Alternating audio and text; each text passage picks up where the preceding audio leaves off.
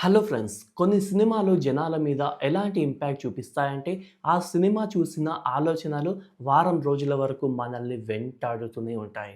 అలాంటి ఒక సినిమా గురించి మనం ఈరోజు మాట్లాడుకోబోతున్నాం.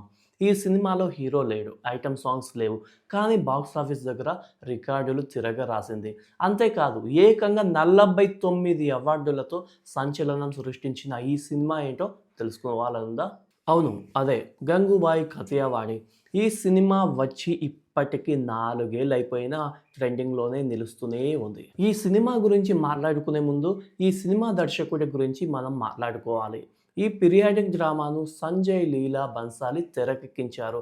బాలీవుడ్‌లో ఉన్న అతి కొద్ది మంది గొప్ప దర్శకుల్లో ఈయన ఒకరు. అసలు ఈయన ఒక సినిమాను మొదలు పెడుతున్నాడంటేనే చాలు అందరిలో ఒక క్యూరియాసిటీ మొదలైపోతుంది. అంతలా తన మేకింగ్, టేకింగ్‌తో ప్రేక్షకులను తన ప్రపంచంలోకి తీసుకెళ్ళిపోతాడు. స్టార్ హీరోలు సైతం జీవితంలో ఒక్కసారైనా ఈయనతో పని చేయాలని కోరుకుంటారు. అంటే ఈయన రేంజ్ ఏంటో మనం అర్థం చేసుకోవచ్చు. మరుగున పడిపోయిన ఎన్నో గొప్ప కథలను సినిమాలుగా తీసి చూపించడం ఈయన ప్రత్యేకత. అలాంటి కథనే 'గంగూబాయి కతియావాడి'. ఆలియా భట్ ప్రధాన పాత్రలు నటించిన ఈ సినిమా మాఫియా రాణి గంగూబాయి జీవితం ఆధారంగా తెరకెక్కింది. తన ప్రియుడు గంగూబాయిని కేవలం రూ. 500కే వ్యభిచార గృహానికి అమ్మేస్తాడు. ఆ తర్వాత ముంబైలోని రెడ్ లైట్ ప్రాంతంలో ఇష్టం లేని జీవితాన్ని ప్రారంభించిన ఆమె చివరికి మాఫియా రాణిగా ఎలా మారింది అనేదే ఈ సినిమా కథ. ఆలియా భట్‌తో పాటు శంతను మహేశ్వరి, అజయ్ దేవ్‌గన్, విజయ్ రాజ్, అలాగే సీమా పహ్వా, జెమ్ సర్ఫ్ వంటి టాలెంటెడ్ ఆర్టిస్టులు ఈ సినిమాలో కీలక పాత్రలు పోషించారు. ఈ సినిమాలో ఆలియా భట్ నటించింది అనడం కంటే జీవించింది అనడం కరెక్ట్‌గా ఉంటుంది. అసలు ఆమె నటన వర్ణనాతీతం.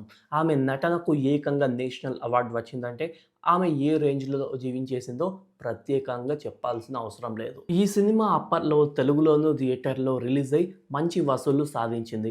దాదాపు 100 కోట్ల భారీ బడ్జెట్‌తో తెరకెక్కిన ఈ సినిమా ఫైనల్ రన్‌లో ఏకంగా 209 కోట్లు సాధించి రికార్డులు తిరగరాసింది. అంతేకాదు, ఈ సినిమాకు మొత్తంగా 49 అవార్డులు కూడా వచ్చాయి. ఇక ఐఎండిబిలో కూడా ఈ సినిమాకు 7.8 రేటింగ్ అయితే ఉంది. ఇక ప్రస్తుతం ఈ సినిమా నెట్‌ఫ్లిక్స్‌లో అందుబాటులో ఉంది. ఇక యూట్యూబ్‌లో అయితే తెలుగు వర్షన్ పూర్తిగా ఫ్రీగా దొరుకుతుంది. ఇప్పటి వరకు ఈ సినిమా చూడని వాళ్ళుంటే ఇప్పుడే చూసేయండి. సో, మీరు ఈ సినిమా చూసారా లేదా? మీకు నచ్చిందా లేదా? కింద కామెంట్ సెక్షన్‌లో తప్పకుండా తెలియజేయండి. అలాగే ఇలాంటి మరిన్ని మంచి వీడియోల కోసం మన ఛానల్‌ని ఇప్పుడే సబ్స్క్రైబ్ చేసేసుకోండి.